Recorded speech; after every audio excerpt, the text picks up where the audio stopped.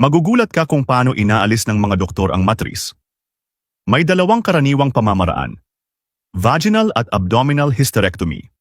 Una, vaginal hysterectomy. Ang pasyente ay inilalagay sa bot lithotomy position at isang bot bilog na hiwa ang ginagawa sa paligid ng cervix upang paghiwalayin ang matris mula sa mga nakapaligid na istruktura. Binubuksan ang pouch of Douglas at vesicouterine pouch upang maabot ang matris. Ang uterus sacral at cardinal ligaments ay kinaklamp, pinuputol, at itinatali para sa suporta.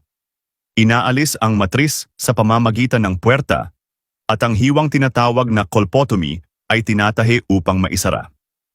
Ang minimally invasive na HAC na pamamaraang ito ay may mas mabilis na paggaling at mas kaunting peklat. Pangalawa, abdominal hysterectomy.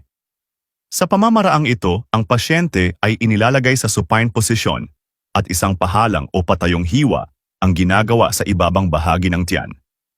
Hinihiwalay ang mga kalamnan ng tiyan at maingat na dinidissect ng siruhano ang mga nakapaligid na tissue.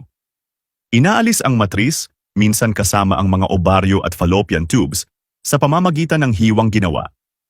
Ang natitirang mga istruktura ay ikinakabit ng maayos at ang sugat ay tinatahi o nilalagyan ng staples. Ang pamamaraang ito ay ginagamit para sa mas malalaking matris o mas komplikadong kaso, ngunit nangangailangan ng mas mahabang panahon ng paggaling. Ang parehong mga pamamaraan ay maaaring magdulot ng malaking pagbabago sa buhay ng mga may kondisyon sa matris tulad ng fibroids, endometriosis o cancer.